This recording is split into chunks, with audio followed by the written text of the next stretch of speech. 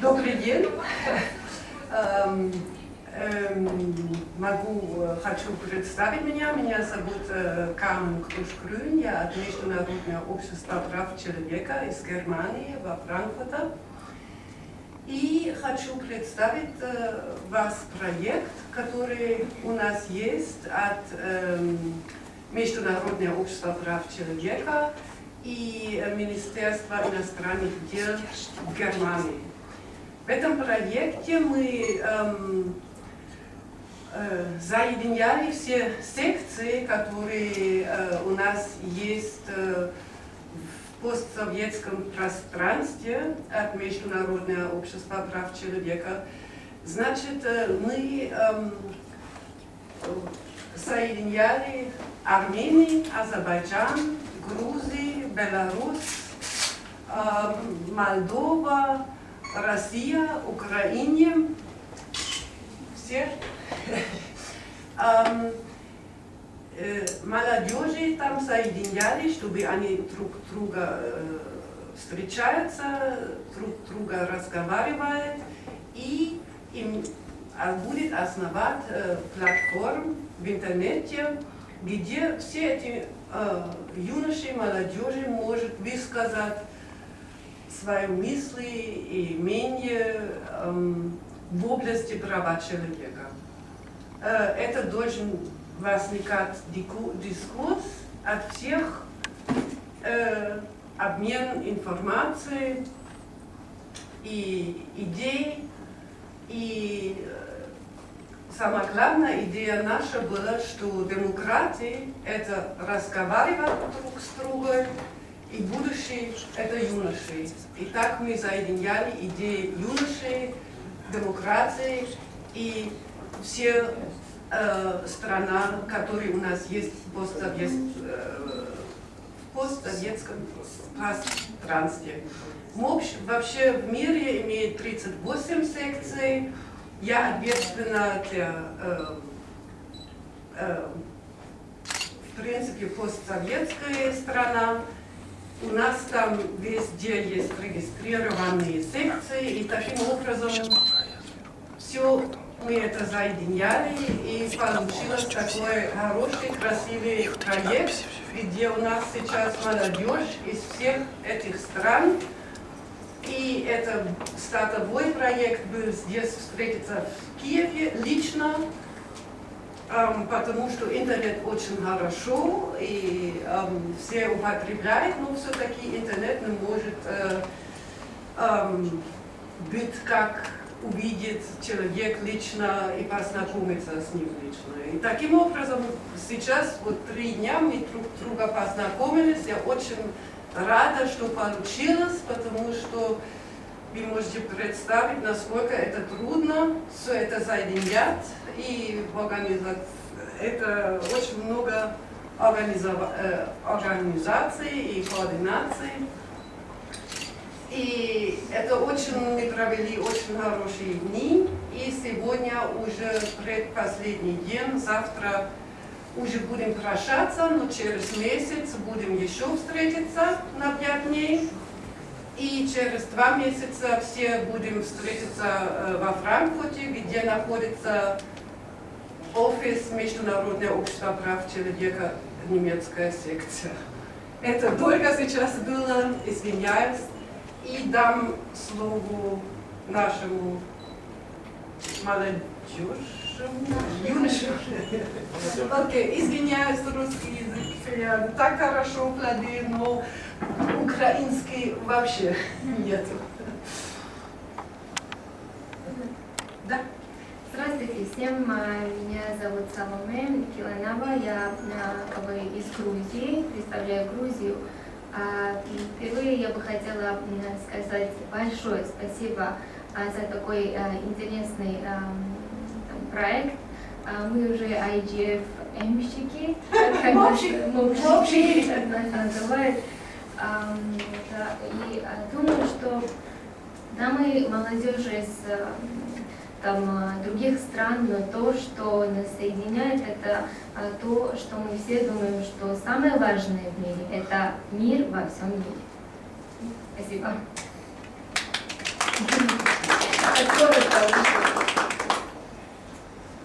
Если можно, я продолжу. Меня зовут Анастасия, я из Украины, в какой-то степени из принимающей стороны. Так как первая встреча была у нас, то есть самое основное то, что, чего мы добивались, это, во-первых, посмотреть, насколько возможно создать на самом деле мир, учитывая то, что говорят, что наши некоторые из стран, то есть представители, которые сейчас сидят рядом со мной, они, возможно, настроены друг против друга, что, возможно, какие-то народы могут недолюбливать другие народы. Я хочу вот на своем примере, вот, получив опыт за несколько дней нашего проекта, попытаться это опровергнуть, потому что участники между собой абсолютно дружелюбно, продуктивно, конструктивно могут общаться.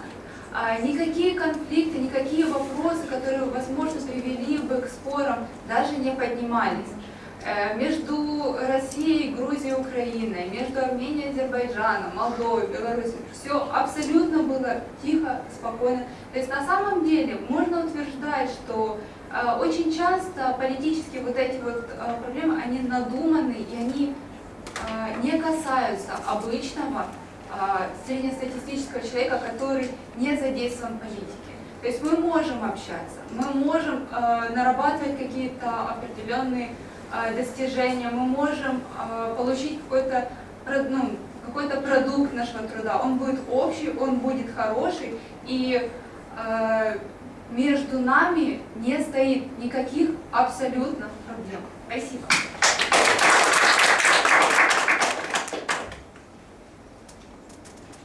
Я вас всех приветствую. Спасибо, что все пришли, приняли участие. Я Первин из Азербайджана, представляю азербайджанскую секцию Международного общества прав человека.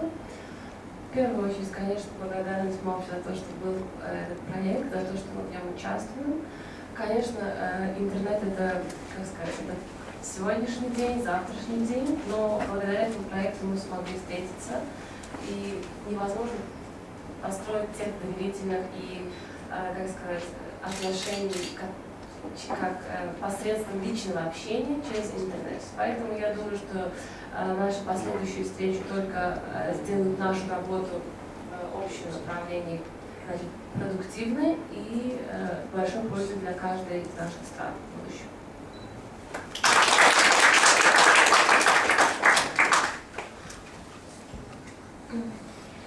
Я Лилит Погатян из Армении. Я представляю армянскую секцию Международного общества прав человека. Я хотелось бы поблагодарить всех за все, за организацию такого проекта, за все, что мы получили за эти несколько дней. Это не может заменить ничто, никогда. И это все было все для меня, я уверена, для всех нас это было прекрасной возможностью пообщаться, поделиться идеями, вдохновениями. И когда мы вернемся в свои страны, чтобы организовать мероприятия и проекты в наших странах и реализовать их. И в дальнейшем я уверена, что это наше сотрудничество продолжится. И даст свои плоды. Здравствуйте, меня зовут Николай Ильченко. Я представитель молдавской секции МОПЧ. Также я хотел поблагодарить организаторов, принимающую сторону, за то, что за проезд. Очень было интересно пообщаться с новыми людьми. Узнал много нового, появилось много идей для организации проектов по защите прав в Молдове. Очень надеюсь, что не последняя встреча даже не в рамках международных проектов, а на личном уровне. В общем, для всего.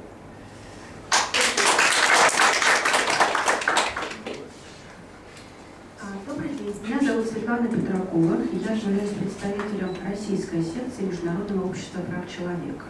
Прежде всего, позвольте выразить искренние и глубокие слова благодарности и признательности основателю украинской секции Международного общества прав человека и команде Украинской секции Международного общества прав человека за ту замечательную организацию мероприятия в рамках проекта, которая была здесь проведена, за дружный коллектив, за потрясающую теплую атмосферу, за создание уникальной дискуссионной площадки, в рамках которой можно было обсуждать вопросы касательно прав человека, обмениваться опытом и создавать задел на будущее, в том числе и в рамках вновь созданной информационной интернет-платформы, которая направлена на то, чтобы объединить усилия молодежи в Евразии для развития и волонтерского движения, и развития обмена опытом с точки зрения имплементации норм права в такой сфере, как права человека. И, безусловно, очень важным продолжением этой встречи в Киеве для нас является дальнейшая встреча в Москве, на которую мы искренне надеемся на встречу с участниками этого проекта и на дальнейший обмен опытом, мнениями, на создание очень глубокой основательной интернет-дискуссионной площадки. И буду благодарна ответить за ваши вопросы. Добрый день, дамы и господа. Я рад вас приветствовать. Меня зовут Артем. Я представитель Беларуси, белорусской секции Международной организации по правам человека. И я очень рад, что всех моих коллег довел язык до Киева, как говорит одна мудрая поговорка. И именно рад, что именно в этом городе началось наше сотрудничество. И за этим столом сидят молодые, инициативные, продуктивные люди, которые приехали не только обменяться какими-то мнениями своими, но, я думаю, и что-то принять для себя новое. На нашей этой первой встрече было положено очень важное дело. Это создание молодежной платформы, которая объединит не только нас, людей, интересующихся в сфере прав человека и проблемами, возникающими в этой связи, но и в том числе других молодых инициативных людей, которые этой темой тоже волнуются, переживают. Ведь, живя в Беларуси, мне, например, сложно представить конкретные проблемы Молдовы или Грузии. Я их не вижу. И для меня лично это будет очень важно, полезно и интересно знать то, чем живут и правозащитные секции, и какие возникают конкретные проблемы, и какие пути решения этих проблем ищут, находят мои коллеги. Я уверен, что в будущем наш проект ждет отличная перспектива, потому что идея невероятно полезная в условиях и сегодняшней политической ситуации в мире, в нашем регионе Восточного партнерства. Поэтому я желаю нашему пути в добрый путь и надеюсь, что за этим столом сидят люди с такими же мнениями, как и у меня. Спасибо огромное.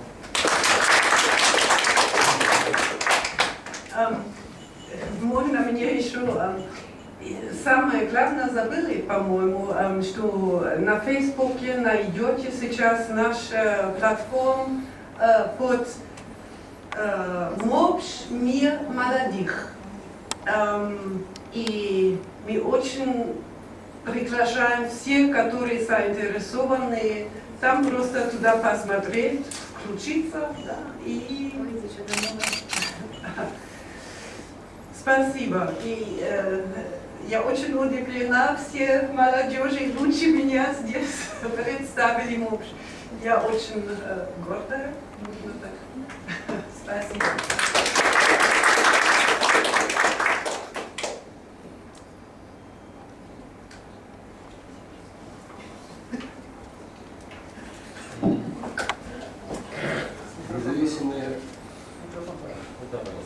Независимый общественно-политический портал «Право на правду» Скажите, пожалуйста, участники проекта, вы обозначили цель как объединение, консолидацию молодежи для защиты прав человека. Это общая задача. Какие-то конкретные, более такие вот приземленные цели вы перед собой ставите? Или вся цель проекта – это общение? Кто-нибудь или я? А вы я потом. Первый, в принципе, мы хотим усложнить для молодежи, для юношей все этот портал. Молодежь все-таки любит фотографии, любит общаться, и такие очень теоретические темы можно там послать, но для начала, в принципе, это обмен. Вообще только уже, что все эти страны вместе, и мы узнаем, что какая ситуация есть в другом стране. Это же мы все там так хорошо знаем. Например, конкретные премьеры были сейчас в проекте в Азербайджане. Там все сказали, там был второй Майдан, и там мы, в Армении, извиняюсь уже, и там наша армянская секция там нам подробно объяснила, что происходит, показали нам демонстрации и объяснили, что там почему это больше социальные демонстрации, чем политические. Мы хотим друг друга больше понимать и поддерживать тоже, если возможно, и вместе показать, как украинская секция так хорошо высказала, что те границы, которые иногда высокая политика там устроит, что это обязательно обозначает, что молодые люди тоже имеют эти границы. Наоборот, мы хотим мирно жить и мирно, в принципе, искать мирные выходы, решения из таких сложных ситуаций, потому что, конечно, все трогают, все по-настоящему имеют и понимают эти проблемы, иногда больше, чем у нас на Европе, потому что Европа заинтересована, конечно, и но все-таки это немножко иногда дальше и имеет свои проблемы. И таким образом, в принципе, у нас в Германии говорят рубашка ближе. Да. И таким образом мы, в принципе, соседние страны больше знают о этой проблеме, больше имеют, может быть, тот же самые корни. И мы хотим искать мирные решения и показать, что это возможно. На самом деле таким образом, что мы есть, что мы здесь и живые, и это показывает. Конечно, все можно на этой платформе. Это должна быть дискуссия. И демократия это обозначает дискуссия. Разговаривать, акцептировать, что там есть другие мнения, разные мнения. И как я сказала, дискуссия, демократия и будущие юноши, это все в этом проекте, и поэтому это, по-моему, имеет очень много, может, потенциал и сил. Госпожа Кружбин, спасибо большое, но я хотел бы задать еще один вопрос, если мне позволят коллеги-журналисты. Я хотел бы спросить о следующем. Сейчас в Европе большая проблема с наплывом беженцев из проблемных точек Ближнего Востока. По вашему мнению, как участников проекта, я бы, наверное, хотел бы, чтобы, может быть, ответили большинство из участников пресс-конференции, если не все. Считаете ли вы, что проблема беженцев – это проблема только Западной Европы, только Европейского Союза или всего европейского пространства? И если это проблема всего европейского пространства, должны ли государства, в том числе из которых вы приехали, также принимать участие в разрешении этой проблемы, в приеме беженцев, создании условий для их проживания, адаптации, помощи необходимой и, может быть, создание условий для их будущего возвращения на свою родину или для адаптации. Спасибо. Я так думаю, что каждый человек это живое существо, и им хочется жить, хотя бы проживать, Существовать. существовать.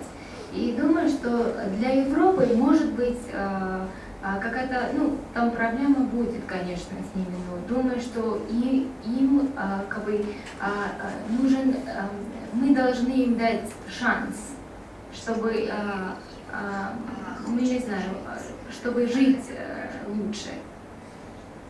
Думаю, что мы должны им дать этот шанс.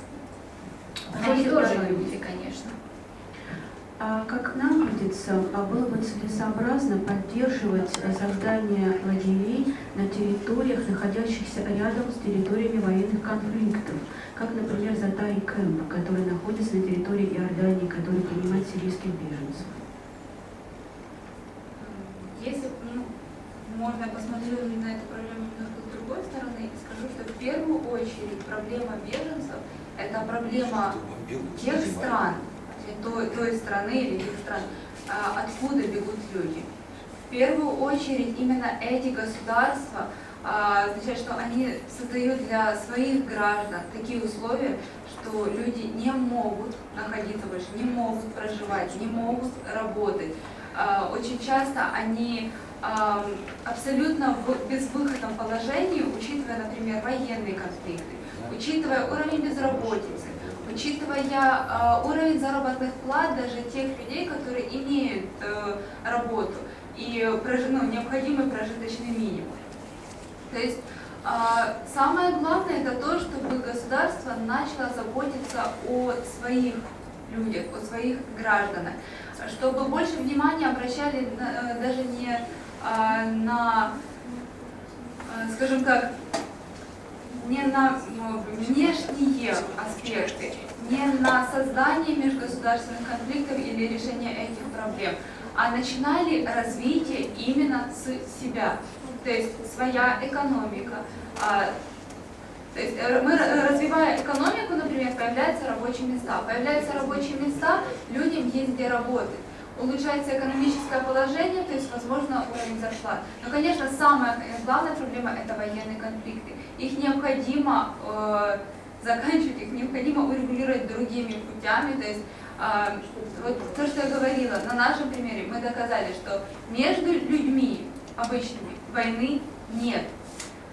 Вся война, которая есть в мире, она должна урегулироваться мирно, без потерь, без жертв человеческих, без оставшихся сирот и людей, которые, скажем так, получают инвалидности и на самом деле жизнь которых очень сильно меняется после этого.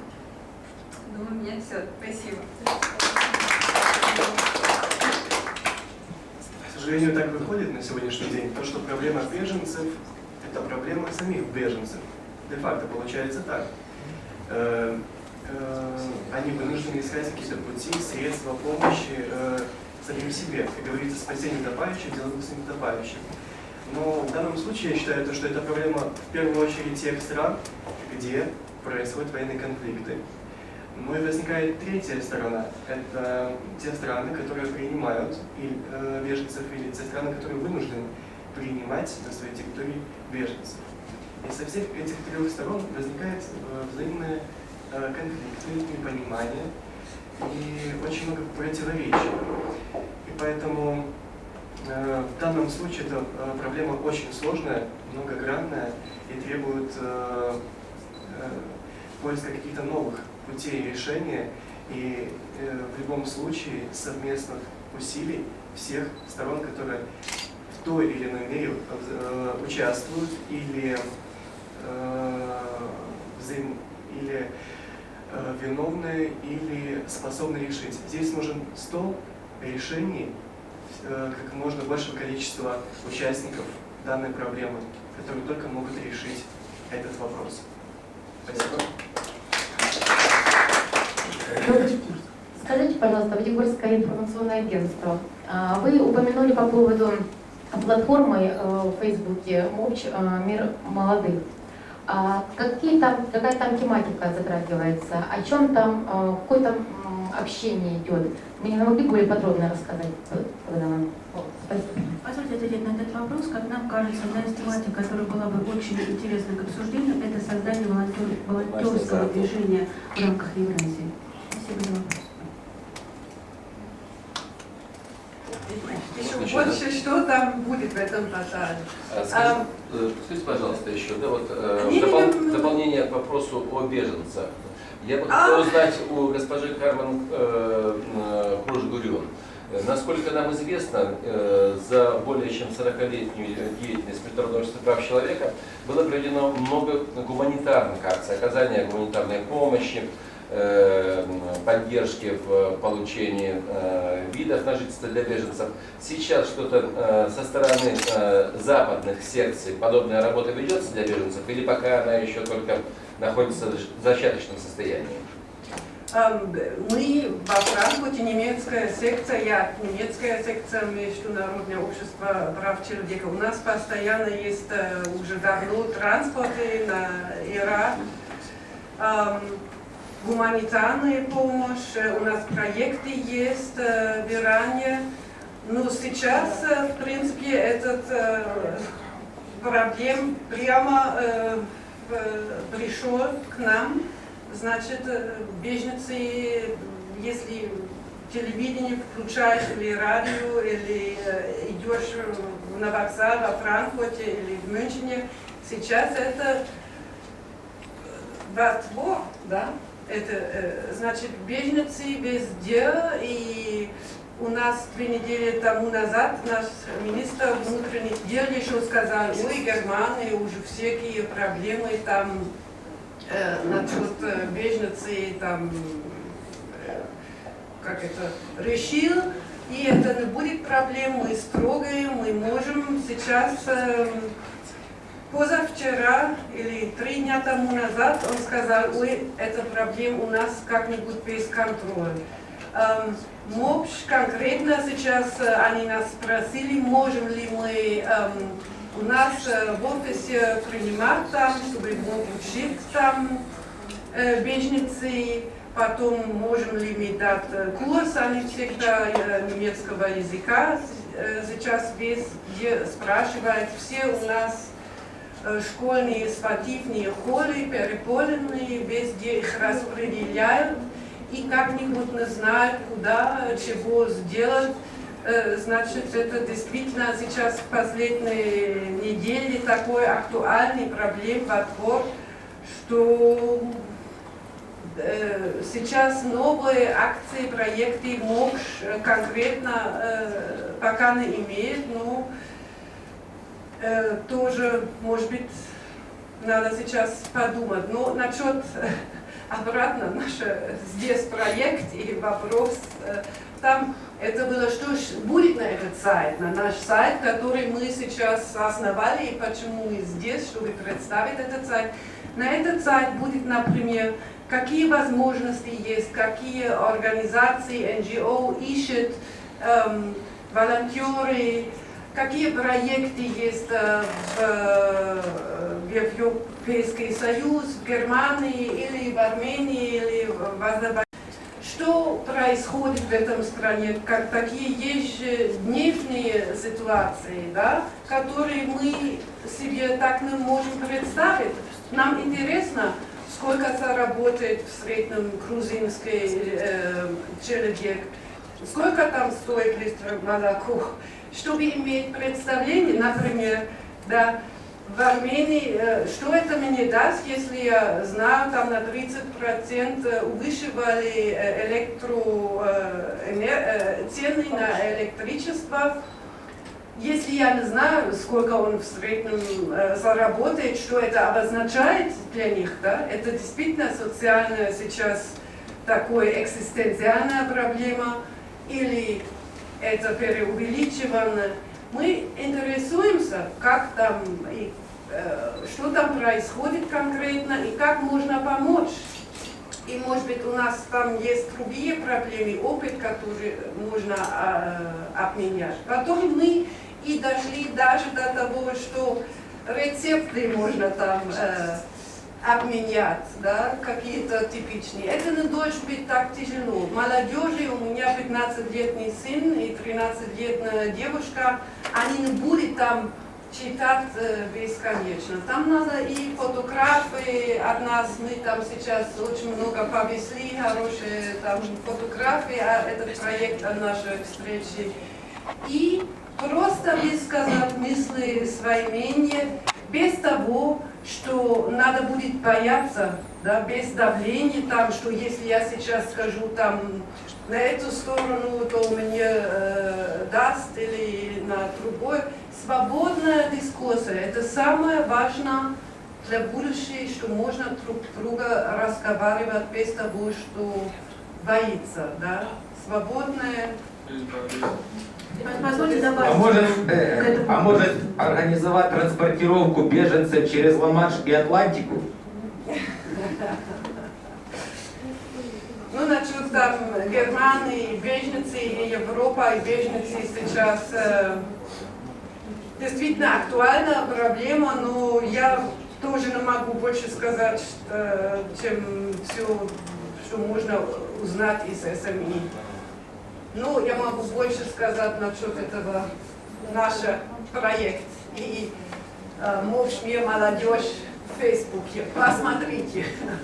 Хотелось бы добавить к такому очень интересному вопросу. Дело в том, что Международное общество прав человека имеет два статуса при Организации Объединенных Наций и представительство практически во всех странах Евросоюза. И представительство работает с управлением Верховного комиссара по делам беженцев Организации Объединенных Наций. Более того, их работа отражена на их сайтах, в локальных секциях. Я думаю, что господам журналистам будет очень интересно знакомиться с их деятельностью. Да. Скажите, пожалуйста, а в эту группу только участники могут писать или могут кто угодно, любой человек? Эта группа создана специально для всех желающих. И могут добавляться Каждый шаг. все, кто захочет. Если можно добавить.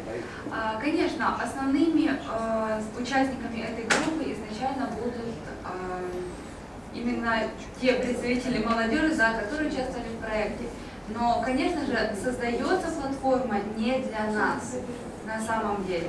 Создается платформа как некий такой маленький информационный ресурс, да, спасибо, на котором бы мы хотели видеть не только себя, а на котором в первую очередь мы хотели бы иметь возможность общаться с представителями не из участников, из тех стран, которые присоединились к проекту, из тех стран, которым наши вопросы интересны, а также из всех тех стран, которые, собственно, понимают русский язык, хотя бы потому, что изначально эта площадка является русскоязычной, она объединяет страны Восточного партнерства, а также некоторые из европейских представителей, которые знают русский язык.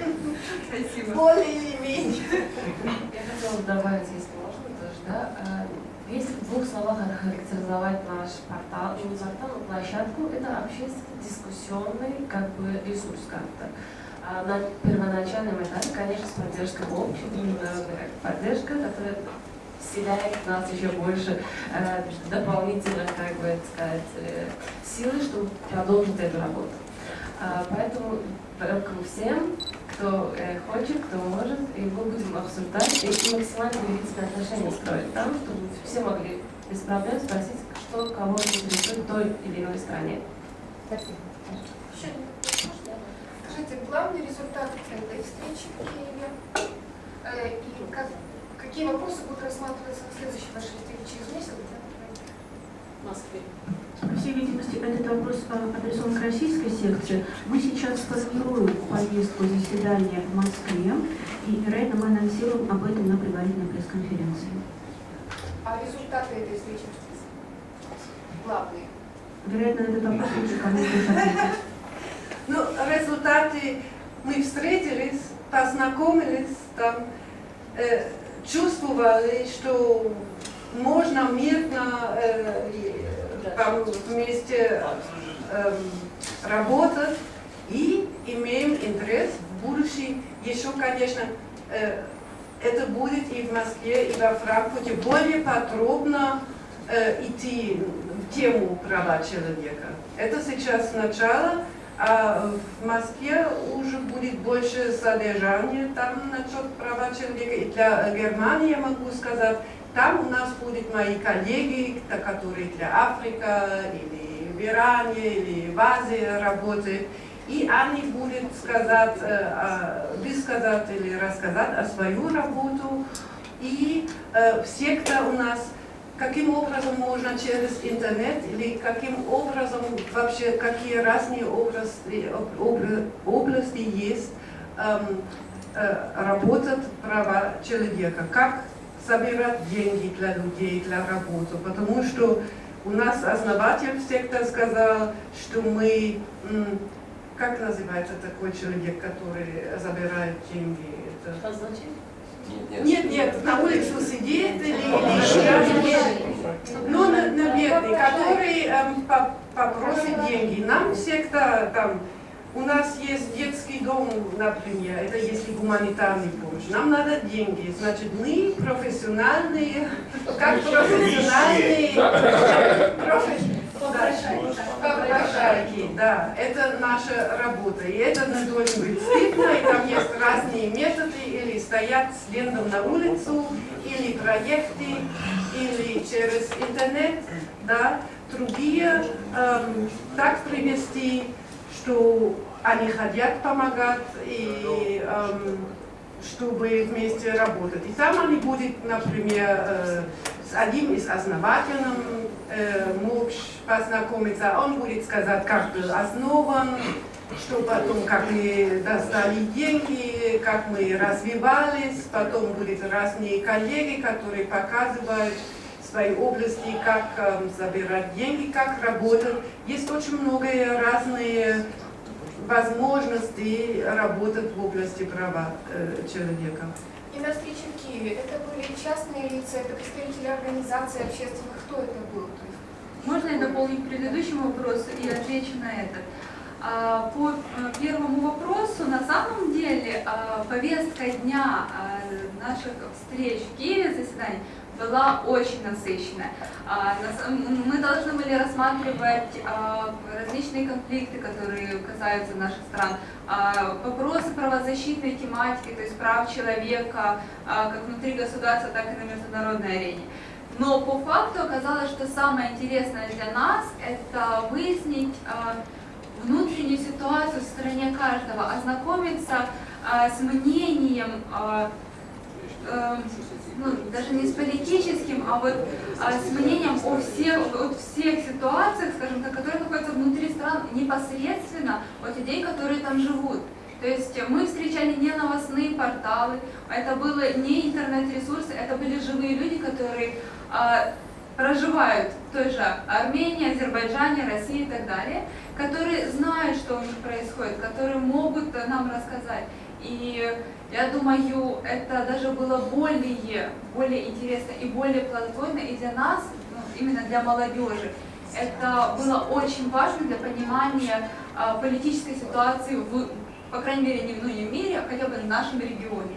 По поводу второго вопроса, участники, это представители Международного общества прав человека из соответствующих стран. То есть их было по несколько человек от каждой страны. Это активная молодежь, это политически осведомленная молодежь, скажем так, социально активная, научно, скажем, подкованная, которая имеет определенный уровень знаний и может поддерживать дискуссии, может помочь ознакомиться представителям из других стран с определенным вопросом внутри страны, а также обсудить вопросы, скажем так, которые касаются, ну, в первую очередь, прав человека, потому как мы являемся правозащитной организацией, а также других интересующих участников вопроса. Спасибо. Молдавский информационный портал. Уважаемые правозащитники, вот эти плакаты, которые здесь представлены, что они означают конкретно? Совместно сделали. Да, где наша художника? Катя.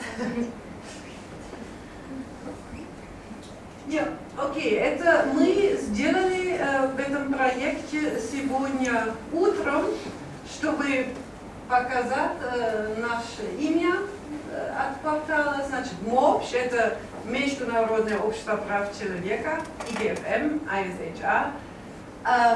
Мир – это имеет две значения, да, мир как peace, да, Frieden, и мир как и молодежь – это чтобы, ну, это для молодежи. У нас есть свой homepage, есть у МОПШ, это есть и на английском, ISHR.org, есть наша на IGFM.de или Human Rights.org или Menschenrechte.de. У нас у многих секций есть свой homepage. И это сейчас сайт в Фейсбуке для этот проект и для всех русскоязычной молодежи или заинтересованные в области права человека, что там в этом пространстве происходит. И тоже, конечно, в будущем планируем там и на английском перевести интересные статьи, чтобы и контакт иметь, и я буду, и некоторые другие на немецком, чтобы это тоже будет и обмен с европейское сообщество. Это имя портал, и мы таким образом хотели побольше показать, чтобы видно будет наше имя. Добрый день, Международный портал здоровья. Хотелось бы обратиться к каждому из участников молодежного движения по их отношению к алкоголю, сигаретам, наркотикам. Прошу высказываться. Мы их не применяем.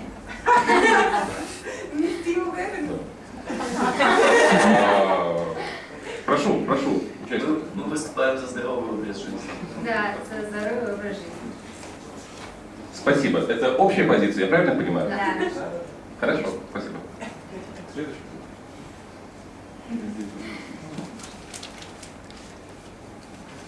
Да, уважаемые участники проекта, было очень интересно выслушать ваше мнение и узнать вашу позицию по некоторым таким злободневным вопросам.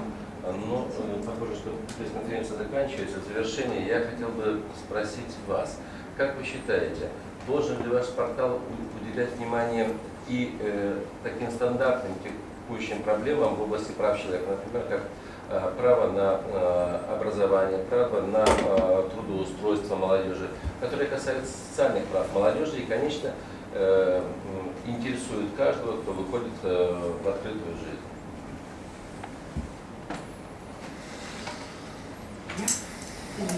Я вообще хочу сказать, что вообще права человека в деятельности может проходить красной линией во всех ее начинаниях, и в том числе включая наш портал, нашу страницу. И поэтому без прав человека невозможно существование нашего данного ресурса. Позвольте добавить, мы в рамках Российской секции прав человека проводили ряд проектов, направленных на повышение правовой грамотности среди населения, так называемых образовательных проектов. И мы планируем проведение ряд образовательных проектов и в будущем. Еще надо отметить касательно спектра рассматриваемых прав. Я так понимаю, вопрос касался всех права, нами будут рассматриваться. И хотелось бы отметить, что для нас нет закрытых тем. Нет такого, что... Во-первых, тем, а во-первых, прав. Все права, они одинаковы, как политические, так социальные, так культурные. Они равны между собой. Мы не выделяем какие-то на первое место, какие-то на второе, какие-то на третье. Спасибо. Все, что касается общества, касается нашей деятельности. Спорт, здоровье, общественная жизнь, культура, все. дети и все. Дорогие участники, время пресс-конференции подходит к концу, и мы бы попросили организатора, доктора Кармен Крюгрюн, сказать несколько слов напоследок. Спасибо. Опять с моим ужасным русским языком. У меня только одно слово там. Посмотрите в этот сайт. Это бесплатно. Да, ничего не стоит. И мы очень надеемся, что возникает этот дискурс, который пока таким образом и в таком большом регионе еще не был. Спасибо вам. Спасибо.